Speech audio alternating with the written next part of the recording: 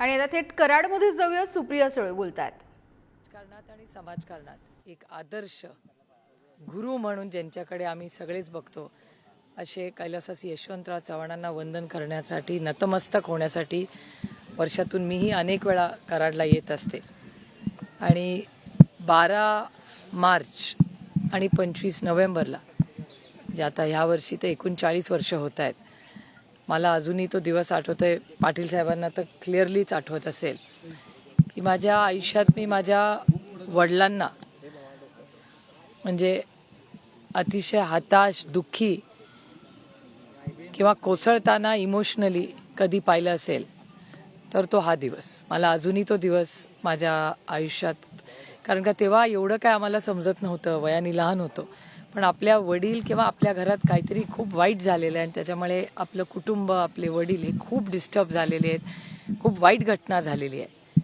आणि त्यानंतर त्या काळात काही चॅनल नव्हते किंवा टी व्ही नव्हता किंवा काहीच नव्हतं, पण जसं वय किंवा वाचन वाढत गेलं त्याच्यामध्ये चव्हाणसाहेब हे महाराष्ट्राचे पहिले मुख्यमंत्रीच फक्त नव्हते, पण या देशाचे खूप थोर नेते, एक द्रष्टा नेता. आणि जेव्हा जेव्हा हिमालयाला मदत लागली तेव्हा हा सह्याद्री धावून भारताच्या सेवेसाठी गेला. या गोष्टीचा आम्हाला सगळ्यांना सार्थ अभिमान आहे.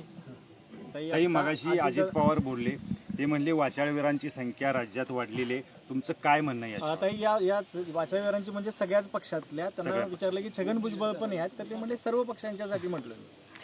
हे दुर्दैव आहे की महाराष्ट्राचं राजकारण आणि समाजकारण आणि ज्या वास्तूमध्ये आज आपण उभे आहोत कराडमध्ये, ही छत्रपतींच्या, शाहू फुले आंबेडकरांच्या विचाराने आणि नंतर कैलासवासी यशवंतराव चव्हाणांनी तो वारसा चालला. त्यांच्या सगळ्यांच्या पदस्पर्शाने पावन झालेली ही भूमी आहे. आणि संस्कार काय असतात आणि मराठी संस्कृती काय असते आणि राजकारणात ती कशी पाळली पाहिजे, त्याच्या मर्यादा काय आहेत, ह्या सगळ्या चव्हाण साहेबांनीच खरं तर महाराष्ट्राला दाखवून दिलेला एक आदर्श नेता होऊन गेले. त्याच्यामुळे त्यांच्या आदर्शाने आपण जर चालत राहिलो तर ह्या गोष्टी अर्थातच आपल्याला अस्वस्थ करणाऱ्या आहेत. आणि आज महाराष्ट्रामध्ये जी अस्वस्थता आहे त्याच्यामुळे महाराष्ट्राच्या मायबाप जनतेचं नुकसान होतं आहे. 200 आमदारांचं एक सरकार आहे, पण ते स्थिरपणा नाही देत. याच्यात संपूर्ण महाराष्ट्राच्या विकासाचं नुकसान होतं आहे आणि मायबाप जनतेचंही नुकसान होतं आहे. आणि जेव्हा मी दिल्लीतून हे पाहते, पाटील साहेब आणि मी दिल्लीत असतो, त्याच्यामुळे आम्हाला दिल्लीत सगळा डेटा मिळतो प्रत्येक राज्यात काय चाललं आहे. आणि गेल्या 1.25 वर्षामध्ये महाराष्ट्राचा जो विकास आहे त्याचा वेग खूप कमी झालेला आपल्याला सगळ्यांना दिसतो आणि हे अतिशय चिंताजनक आहे. आणि हा राजकीय नाही, हा एक सामाजिक विषय होऊ शकतो पुढे. ताई, छगन भुजबळांनी घेतलेली भूमिका ही तुमच्या पक्षात असल्यापासून अशीच आहे का आत्ता बदललेली? मला असं वाटतं आज काही ही जागा नाही याबद्दल बोलायची, पण महाराष्ट्रामध्ये प्रचंड अस्वस्थता आहे. आणि मला वाटतं महाराष्ट्राच्या समोर सगळ्यात मोठं आव्हान म्हणजे दुष्काळ, पिण्याचं पाणी. आज शहरामध्ये गेलं तरी पाण्याची अडचण होताना दिसते, ग्रामीण भागात गेलं तर शेतीच्या पाण्याची अडचण दिसते. त्यामुळे मला विचाराल तर महाराष्ट्राच्या समोरचं सगळ्यात मोठं आव्हान यावर्षी दुष्काळ आणि पाण्याचं नियोजन असणार आहे. ताई, आंतरवली सराटीच्या प्रकरणामध्ये ज्या 2-3 गुन्हे दाखल झाले होते त्यापैकी काही जणांच्या घरी काडतूस आणि बंदूक सापडल्याच्या घटना घडल्या आहेत. कसं बघता एकूणच हे ह्या प्रकाराकडे? होम मिनिस्ट्रीचं फेलियर आहे. इंटेलिजन्स असतं या राज्यामध्ये आणि अनेक वर्ष जे यशस्वी होम मिनिस्टर राहिले या टर्ममध्ये असं काय झालं आहे की त्याच होम मिनिस्टरचं काम त्या दर्जाचं आपल्याला दिसत नाही, याचाही विचार आपण सगळ्यांनी केला पाहिजे. मराठा आरक्षणाचा प्रश्न नीट राज्य सरकारला हाताळता आलेला नाही असं वाटतंय? हो, अर्थातच. Data speaks for itself. तुम्ही हा प्रश्न विचारताय मला, याचाच अर्थ तो होतो ना. मराठा समाज, धनगर समाज, लिंगायत समाज आणि मुस्लिम समाज या सगळ्यांना आरक्षण देऊ किंवा त्यांच्याशी चर्चा करून मार्ग काढू. गेले 10 वर्ष भारतीय जनता पक्ष, ज्यांना मी भ्रष्ट जुमला पार्टी म्हणते, ते भारतीय जनता पक्ष होते जेव्हा अटलजी त्या पक्षाचे नेतृत्व करत होते, सुषमाजी होत्या तेव्हा राजनाथ सिंगजी पक्ष बघायचे, गडकरी साहेब पक्ष बघायचे, स्वर्गीय आमच्या सगळ्यांचे प्रिय अरुण जेटली साहेब हा पक्ष बघायचे. त्यावेळेस तो भारतीय जनता पक्ष होता.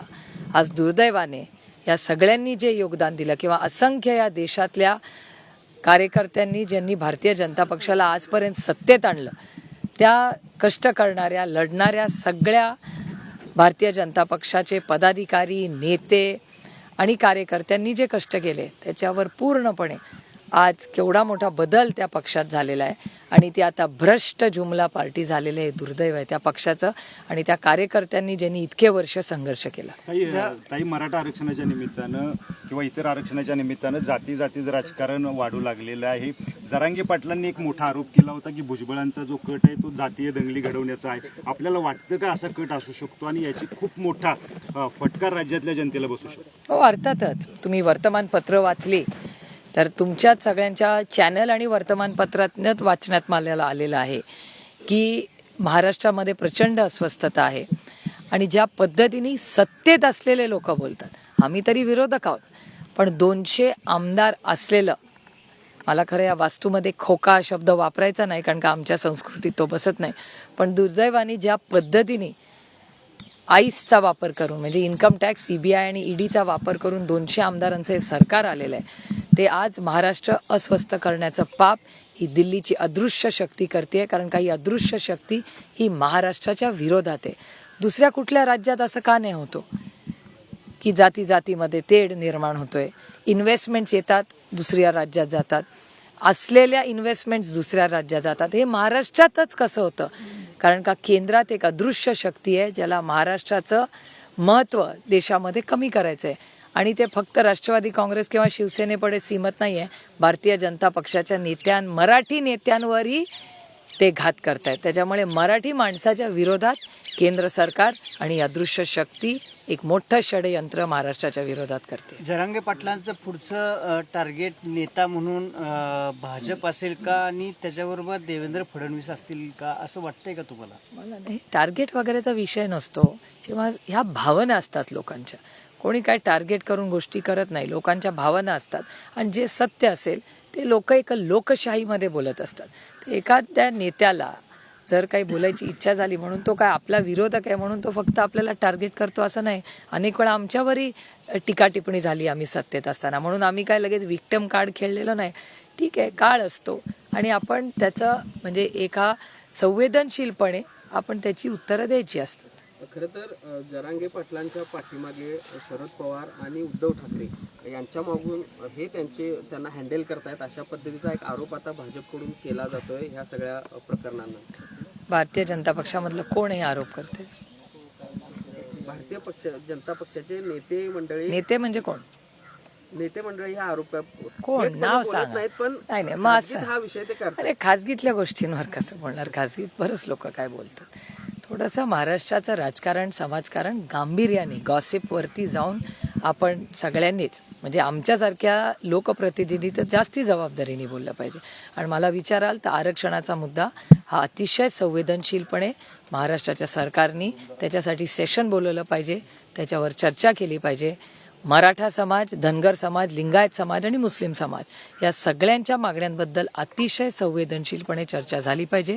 त्या चर्चेला पूर्ण ताकदीने आम्ही तयारी आहोत आणि आमचा पाठिंबा आहे. केंद्र सरकार असो किंवा महाराष्ट्राचं सरकार यांचं अपयश लपवण्यासाठी जातीमध्ये तेढ निर्माण केलं जाते असं जाणीवपूर्वक घडते असं वाटते का आपल्याला? वर्तमानपत्रात सगळं वाचलं तर शक्यता नाकारता येत नाही. आणि तुम्ही बघाल महागाई, बेरोजगारी आणि दुष्काळ याच्यावर महाराष्ट्र आणि केंद्र सरकार बोलतच नाही. तुम्ही आज महाराष्ट्राचा आढावा घेतला तर महागाई याचा डेटा तुमच्या समोरच आहे. राजस्थानमध्ये इलेक्शन झालं, तिथे राजस्थानमध्ये 450 रुपये सिलेंडर आणि महाराष्ट्रात इलेक्शन नाही म्हणून 1100 रुपये सिलेंडर. हा कुठला न्याय झाला? आणि त्याचबरोबर दुधाचा बघा, दुधाचा व्यवसाय आपल्या संपूर्ण भागात मोठा आहे. शेतकऱ्याचे 7 रुपये कमी केलेले आहेत, पण मग पुण्या, मुंबई किंवा शहरामध्ये 7 रुपये कमी झालेत का? नाही. मग शेतकऱ्याला पैसे तुम्ही देत नाही. महागाई शहरात किंवा गिरायकाची कमी होत नाहीये. बेरोजगारी वाढते हा सरकारचा डेटा सांगतोय. दुष्काळाची परिस्थिती आपचे झळ आपल्याला सगळ्यांनाच बसते. अनेक शहरांमध्ये पाणी नाही आहे रोज. आता हे सगळे जे मूलभूत विचार आहे, जे सगळं हे ट्रिपल इंजिनचं जे सरकार आहे ते सत्तेत आलं विकासासाठी, तर विकास सोडून आज राज्यात सगळंच दिसतंय. हे दुर्दैव आहे महाराष्ट्राचं. तर कराडच्या प्रीतिसंगमावरून सुप्रिया सुळे बोलत होत्या. राजकीय परिस्थितीमुळे जनतेचं नुकसान होत असल्याचा उल्लेख सुप्रिया सुळे यांनी केलाय. तर गृहमंत्री कायदा सुव्यवस्था राखण्यात अपयशी असल्याचा सुद्धा त्यांनी उल्लेख केलेला आहे. कराडच्या प्रीतिसंगमावरती सुप्रिया सुळे बोलत होत्या.